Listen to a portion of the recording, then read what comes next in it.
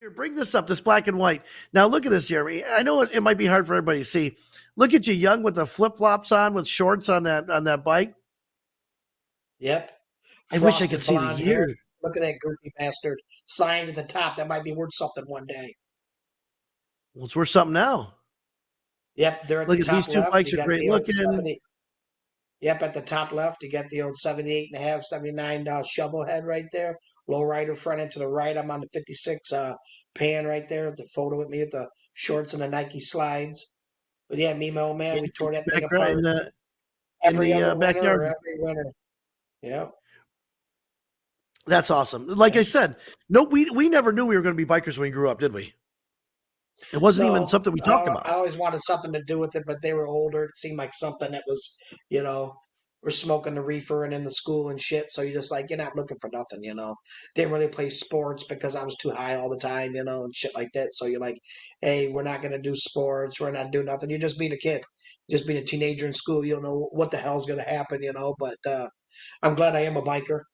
Been riding for some years, been wrench on it for years. And, I'm glad that I grew up and become a biker. The old man wouldn't mess with me for years because I had rockets and shit, you know, crotch rockets. It's like, oh, that ain't what we do, man. I was young, you know. I wanted speed. I wanted to get it, you know, buy a Corvette and go fucking 15 miles an hour on the open that son of a That's bitch up. true. So I had rockets, you know, and I wanted to fly, and then a couple times almost dying and stuff. It's like, okay, let's get something a little heavier and a little bit slower, not as much torque, and let's keep two on the ground and be safe, you First know. Harley So was a what? What you have for a first Harley? Did you have a Heritage? '04 Dyna Lowrider. Oh, Dyna. Yeah. Okay. '04 Dyna Lowrider. Yeah. Dyna Riders. Dyna Riders. Hold on, you got to flip Dyna that bill up Riders. and then pull up your pant legs and get your chucks on and you know a Dyna Dyna Rider. Riders. Okay, if you don't know, we don't mean to offend our friendly Dyna Riders out there, but Dyna Riders have their own style that they show up on. The And T bars they all the got way their own up. shit. They got their own look.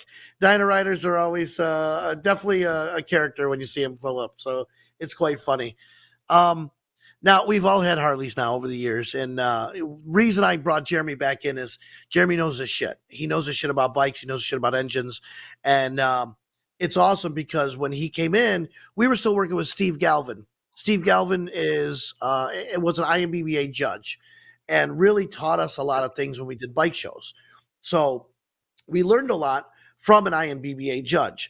So when I say we are IMBBA trained, I don't mean that we went to IMBBA, which is International Master Bike Builder Association. I'm sorry for using it without letting you know.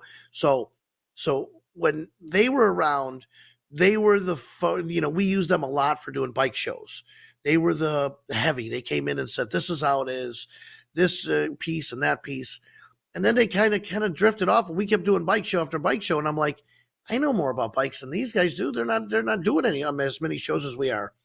I'm doing probably 2 shows a month, and we're doing 5 or 6 a bike week, and then I'm doing Sturgis and Vegas and The Laconia. shit We were gets doing bike shows expensive. all The over. shit gets expensive, you know.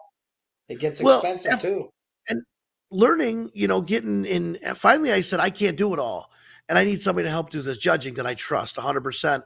That he'll answer when people come up and say, "Oh, why didn't I win?" When you do a bike show, we do a point system, and our point system is better than most. I think, don't you, Jeremy? I mean, I've seen other bike shows that don't even use anything; they just walk around and point and click and say, "I like that one."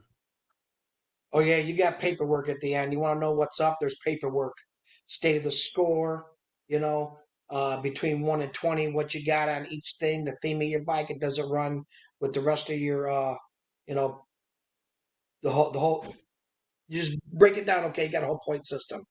You got what, Tony? We got about 10 different things we judge on, and probably about I six we different start with things. we do engine, seat, wiring, always a big one. Wiring gets most people, and most people lose points on wiring. Body, paint, overall, and then there's the overall is kind of like the judge's choice. They get them, overall theme. Does the theme go with the way the bike looks? Does the bike look and aesthetically pleasing when you walk up to it? There's some bikes you look at, like I saw a sport bike put bags on, like Harley bags. It doesn't look good. You know what I mean? So It's, there's a point system. And we, at the end of the time we do a show, you could ask Jeremy this, we have an hour's worth of paperwork just going through those numbers. And if Jeremy, don't anybody we? ever has, yeah, if anybody ever has any questions, like I said, it's all there. You know, there's paperwork, there's your whole point system, it's all tallied up, and if you got an issue, you come up and we'll talk to you about it. I'll tell you why your bike, won second place, didn't win first, because I don't live in Florida. It's not a favoritism thing, and a lot of people can appreciate that. Hey, this guy's from up north, he's not from here. He don't run with these cliques of these guys, these bike builders, these people that bring bikes. So it's not a favoritism thing. A duck's a duck. It is what it is. You win, you lose. It's a whole honesty thing. I do it by the score. I do it. And it is what it is. You win, you lose. Like I said, you come up and you say, hey, I wonder why I didn't get first place and I got second. I'm like, well, look over here in this ball of spaghetti you got over here. You got 3 grand wrapped up in the front end over here. You got 10 grand, 15 grand in paint over here. You got this, but you got this ball of spaghetti. Attention to detail. You're going to Wiring, bring your bike wiring. into a show. You're going to bring your bike into a show and you're going to want first place or you're going to want second, not third, vice versa. You got to put in the work. And then, some of these guys, there'll be a show the next day and they'll come back and this shit will be attended to. The shit will be fixed. That's what I It'll be wanted to touch. cleaned up. People Something will be listen to painted. you. Like Jersky, when you tell people, "Hey, this is not good," like on our cover this month, we have Baker at Customs. He didn't win our show on Thursday night in Daytona at the Grandview Live that we always do because of something. He waited. He got up all night long, fixed it, and brought it to the boardwalk the next day, saying, "Hey, I fixed what you told me because it was really bothering me that I didn't get the points for that."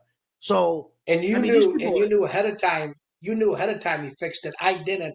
I walked into the bike. I said, shit, man, this guy fixed this issue right here. So I went up to him and you're like, hey, he was up, all night long, had his shit up on the rack, had it up in the air and he was fixing all kinds of shit. And I was like, it shows. It shows. And he stepped up his game, stepped up the points and he did well. He did good. There was a lot of heavy hitters, man, just this Biketoberfest, a lot of heavy hitters.